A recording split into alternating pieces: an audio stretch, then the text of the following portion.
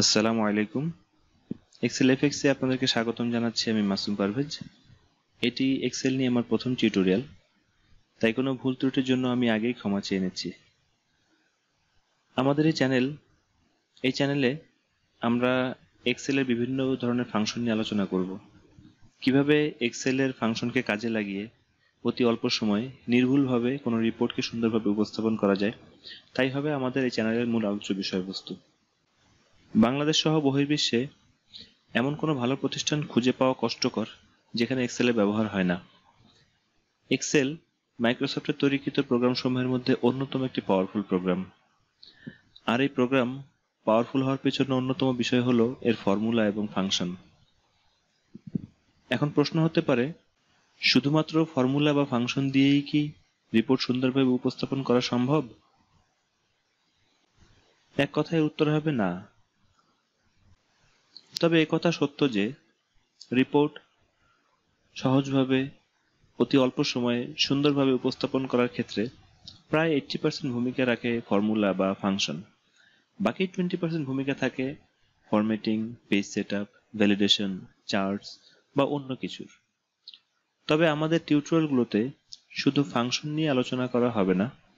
ফাংশনগুলোর পাশাপাশি প্রতিটি টিউটোরিয়ালে থাকবে বেসিক কাজগুলো, যার মধ্যে formatting, page setup, data validation, charts সহ অন্য সবকিছু অন্তর্ভুক্ত থাকবে এবং সেগুলো প্রতিটি টিউটোরিয়ালে অল্প অল্প করে ধাপে ধাপে থাকবে। এতে করে এই বিষয়গুলো শিখতে অতিরিক্ত সময় ব্যয় করতে হবে না। যাই হোক, আমরা আমাদের টিউটোরিয়ালের মূল অংশে চলে যাই। আমাদের আজকের আলোচনার বিষয়বস্তু হলো cell reference, formula, keyboard shortcuts এবং ফিল হ্যান্ডেল। তো এই অধ্যায় শেষে আমরা যে বিষয়গুলো জানতে পারবো, যে বিষয়গুলো সম্পর্কে আমরা ধারণা পাবো, তার মধ্যে একটি হচ্ছে সেল রেফারেন্স। তো সেল কি এবং সেল রেফারেন্স কি, এই বিষয়গুলো আমরা শিখতে পারবো এই অধ্যায় শেষে। এরপরে রিলেটিভ সেল রেফারেন্স এবং অ্যাবসোলুট সেল রেফারেন্স কি, এইগুলো কিভাবে কাজে লাগে সেই বিষয়গুলো আমরা জানতে পারবো। আর দ্বিতীয় অংশে রয়েছে আমাদের ফর্মুলা। কিভাবে একটা ফর্মুলা লেখা শুরু করতে হয় এই বিষয় নিয়ে আমাদের কিছু আলোচনা থাকবে। এরপরে সেল রেফারেন্স উপর ভিত্তি করে কিভাবে ফর্মুলা তৈরি করতে হয়, অর্থাৎ সেল রেফারেন্সের পরিবর্তনের ফলে ফর্মুলার কি পরিবর্তন ঘটে, এই বিষয়টা আমাদের ফর্মুলা অংশে আলোচনা করা হবে। আর সর্বশেষ যে অংশটা আমরা এই টিউটোরিয়ালে আলোচনা করব সেটা হচ্ছে কিবোর্ড শর্টকাট এবং ফিল হ্যান্ডেল। তো আজকে আমরা একটা কিবোর্ড শর্টকাট শিখব, যে কিভাবে অটোসাম ফাংশনের কিবোর্ড শর্টকাট কমান্ড দেওয়া যায়, এই বিষয়ে আলোচনা করা হবে। আর ফিল হ্যান্ডেল কি, এই ফিল হ্যান্ডেলের মাধ্যমে কিভাবে অটোফিল হয়, এই বিষয়টা নিয়েও আলোচনা করা হবে। তো চলুন এবার আমাদের বিস্তারিত আলোচনায় যাওয়া যাক।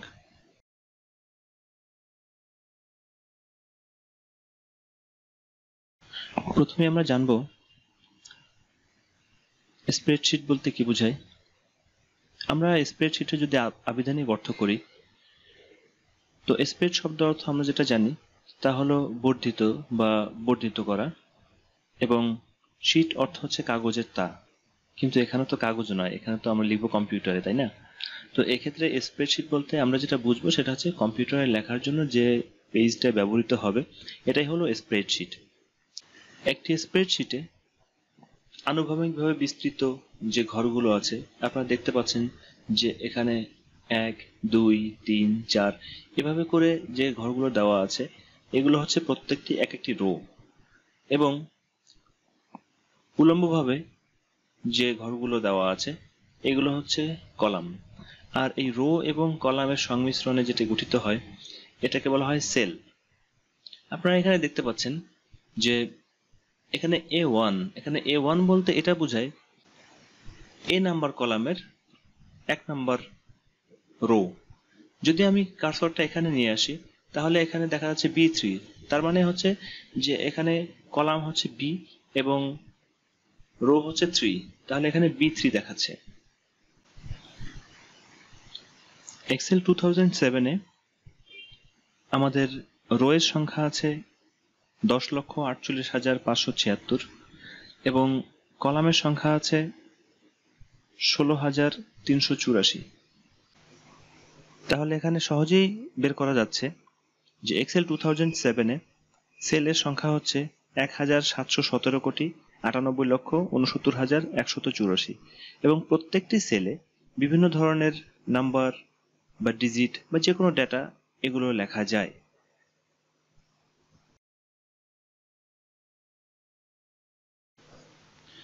সেল রেফারেন্স বোঝার জন্য আমরা একটা উদাহরণ নিয়ে আলোচনা করলে আমাদের সেল রেফারেন্সটা ক্লিয়ারলি বোঝা যাবে।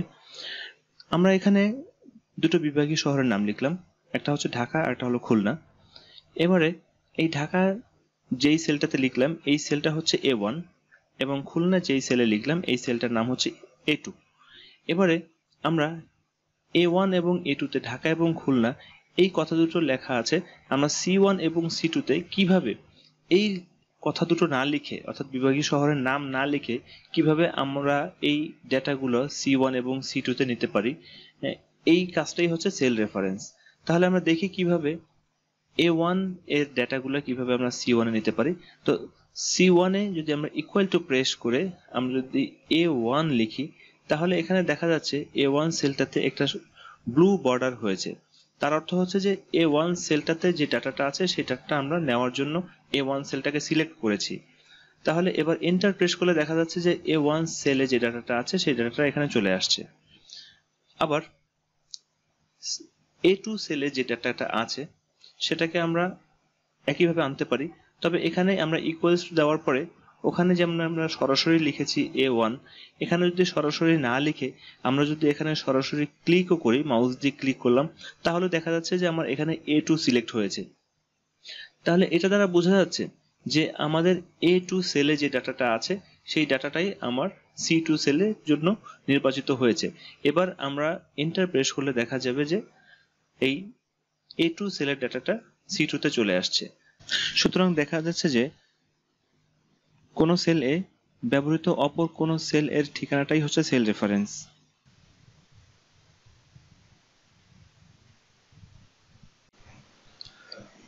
পূর্ববর্তী সেকশনে আমরা শিখেছিলাম যে সেল কি এবং সেল রেফারেন্স কি এবং তা কিভাবে কাজ করে। এই সেকশনে আমরা শিখব যে রিলেটিভ সেল রেফারেন্স কি এবং অ্যাবসলিউট সেল রেফারেন্স কি এবং এটা কিভাবে ব্যবহার করা যায়।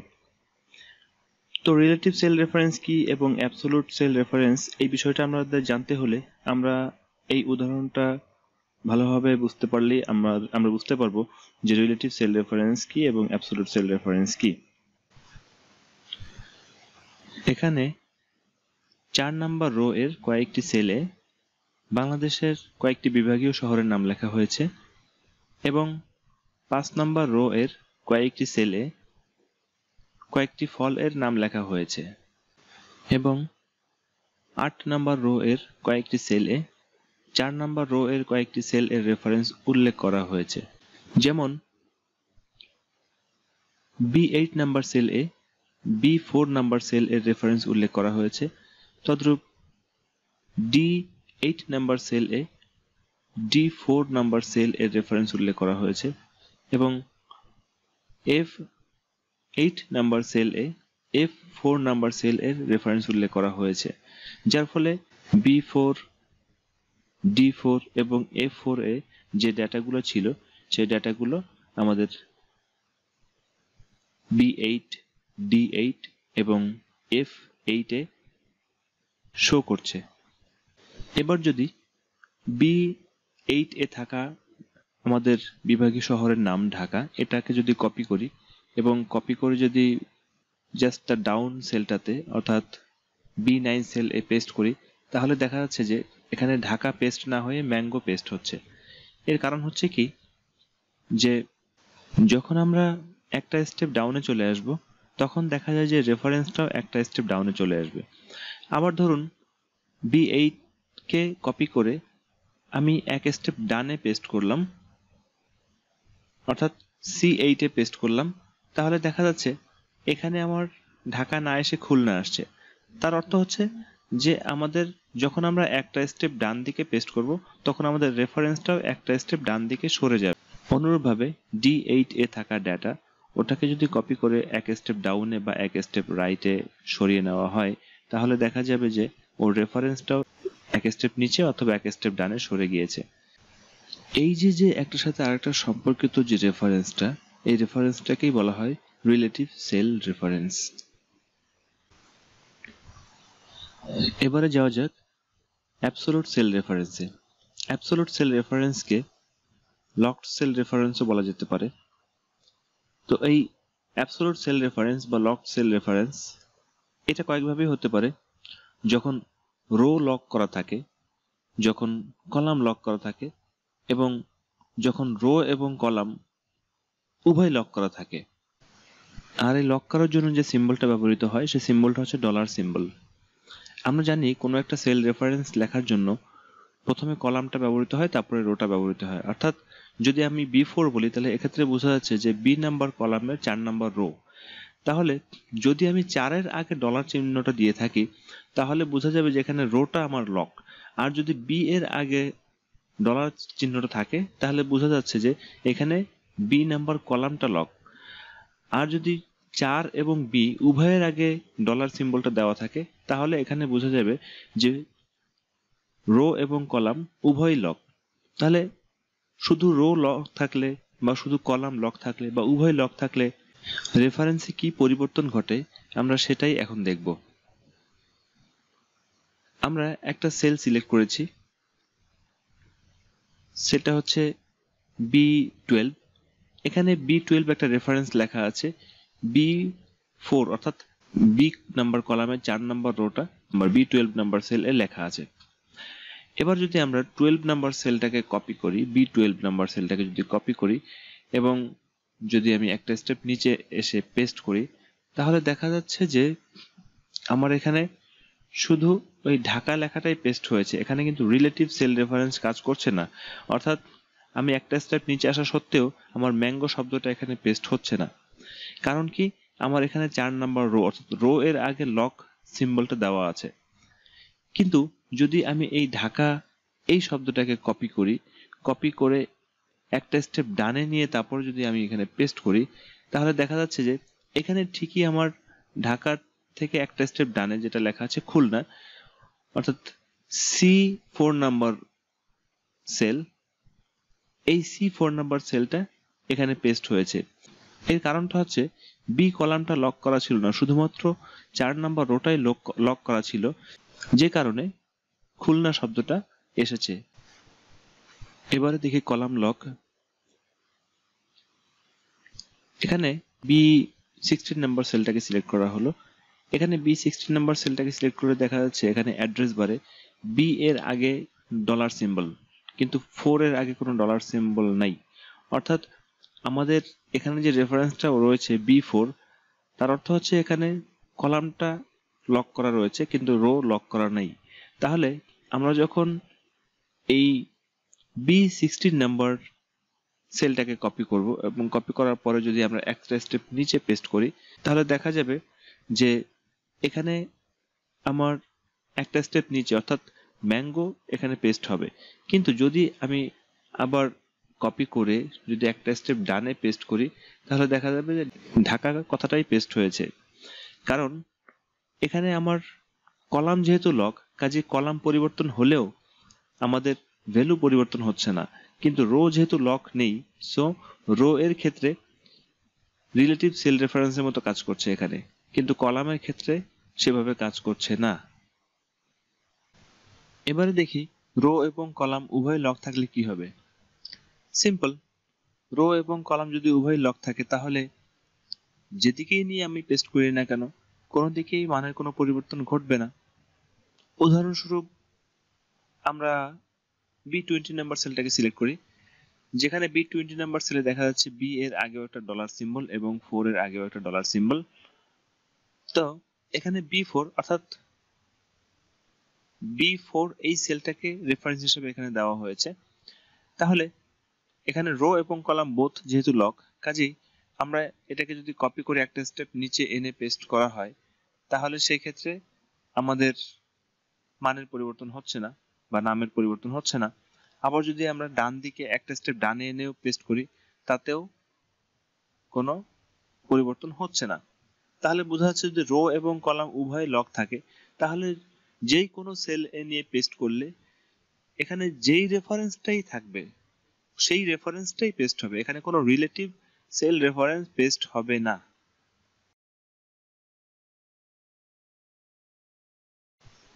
এবার আমরা দেখব যে এক্সেলে কিভাবে একটা ফর্মুলা লেখা শুরু করতে হয়, কিভাবে একটা ফর্মুলা ক্রিয়েট করা যায়, এই বিষয়টা আমরা দেখব। তো এই বিষয়টা আমরা শুরু করার আগে আমরা একটা উদাহরণ দিতে পারি। একটা উদাহরণের সাহায্যে আমরা ফর্মুলাটা ব্যাখ্যা করতে পারি। ধরা যাক কোনো একটা অফিসের মোট ইনকাম জানুয়ারি মাসে হলো 40,000 টাকা, ফেব্রুয়ারি মাসে 50,000 টাকা এবং মার্চ মাসে হলো 55,000 টাকা, এবং এক্সপেন্স হচ্ছে ইনকামের 60%। এই 60% এক্সপেন্স আমরা ম্যানুয়ালি না লিখে কিভাবে আমরা ফর্মুলার সাহায্যে লিখতে পারি সেই বিষয়টি আমরা এখন দেখব। তো ফর্মুলা লেখার শুরুতেই আমাদের দেখতে হবে যে ফর্মুলাটা লেখা কিভাবে শুরু করতে হয়। যে কোনো ফর্মুলা লেখার আগে সাধারণত ইকুয়াল চিহ্ন দ্বারা ফর্মুলা লেখা শুরু করতে হয়। তাহলে আমরা ইকুয়াল চিহ্ন দ্বারা শুরু করি ফর্মুলা লিখব। তাহলে আমরা দেখি যে কিভাবে আমরা ফর্মুলাটা লিখব। তো আমাদের যেহেতু এক্সপেন্সটা হবে টোটাল ইনকামের 60%, কাজে আমরা প্রথমে আমাদের টোটাল ইনকামটা সিলেক্ট করি। অর্থাৎ এখানে যদি আমরা ইকুয়াল দেওয়ার পর এখানে যদি আমরা ক্লিক করি, তাহলে আমাদের এই সেলটা সিলেক্ট হচ্ছে। এরপরে যেহেতু কিবোর্ডে কোনো ক্রস সিম্বল নেই, কাজেই ফর্মুলা লেখার জন্য আমরা গুণ হিসাবে অ্যাস্টারিক সিম্বলটা ব্যবহার করব। তো এরপরে যেহেতু এক্সপেন্সটা হবে 60%, দ্যাট মিনস আমাদের এখানে যে পার্সেন্টেজটা থাকবে এই রোতে এক্সপেন্সের ঘরে, সেখানে আমরা এটাকে ক্লিক করলাম। ক্লিক করার পরে এবার যদি আমরা এন্টার প্রেস করি, তাহলে দেখা যাচ্ছে যে আমাদের ফর্মুলাটা, আমাদের এক্সপেন্সটা এখানে চলে আসছে। অর্থাৎ 40,000 এর 60% হচ্ছে 24,000 টাকা।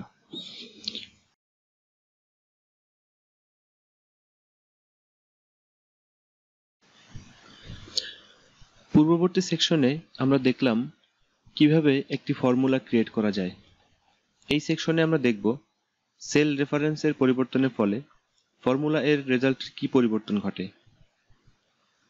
আমরা পূর্বের তৈরি করা এই ফর্মুলাটিকে কপি করে ডানের সেল দুটিতে পেস্ট করলাম।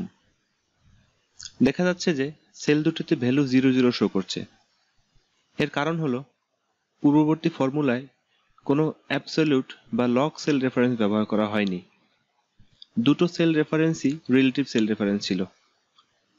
তাই এই C6 এবং D6 নাম্বার সেল এ B10 মাল্টিপ্লাই না হয়ে যথাক্রমে C10 এবং D10 মাল্টিপ্লাই হয়েছে। কিন্তু আমাদের প্রয়োজন ছিল C6 এবং D6 নাম্বার সেল এ C5 এবং D5 উভয়ের সাথে B10 মাল্টিপ্লাই হওয়ার, কিন্তু তা হয়নি। আমরা এবার আবার একটু পূর্ববর্তী ফর্মুলায় ফিরে যাই।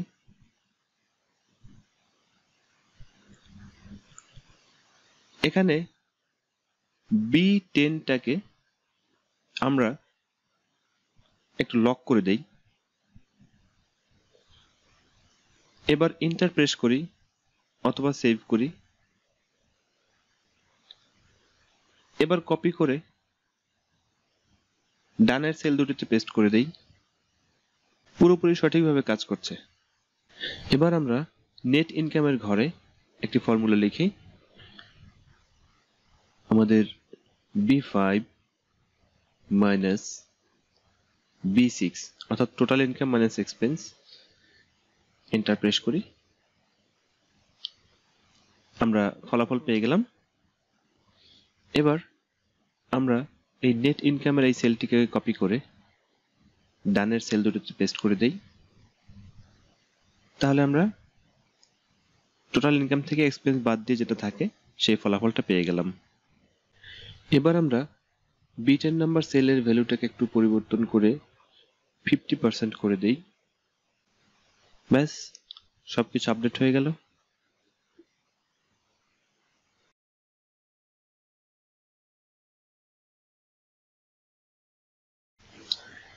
এবার আমরা দেখব অটোসাম ফাংশন কি এবং কিভাবে কিবোর্ডের মাধ্যমে অটোসাম কমান্ড দেওয়া যায়।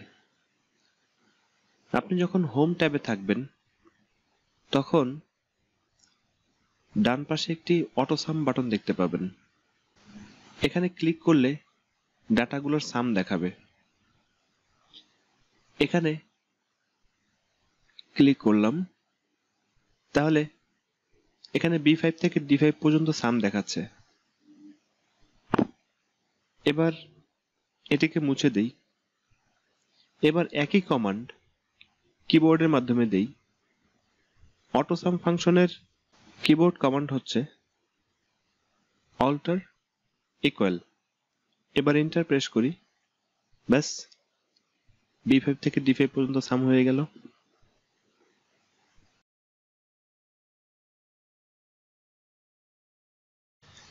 এক্সেলে যখন কোনো সেল সিলেক্ট করা থাকবে তখন ওই সেলের নিচে ডান পাশের কর্নারে মাউস পয়েন্টার নিলে মাউস পয়েন্টারটি একটি সরু প্লাস চিহ্ন আকার ধারণ করে। এই সরু প্লাস চিহ্নটাই হলো ফিল হ্যান্ডেল। ফিল হ্যান্ডেলের কার্যকারিতা অনেক। আমরা আজকে দেখব আমাদের এই উদাহরণে ফিল হ্যান্ডেলের কার্যকারিতা কি। আমরা E5 সেলটিকে সিলেক্ট করলাম। এবার ফিল হ্যান্ডেলটিকে ড্র্যাগ করে নিচের দিকে নিয়ে আসলাম। ব্যাস সমস্ত সেলগুলো ফর্মুলা দ্বারা অটোফিল হয়ে গেল।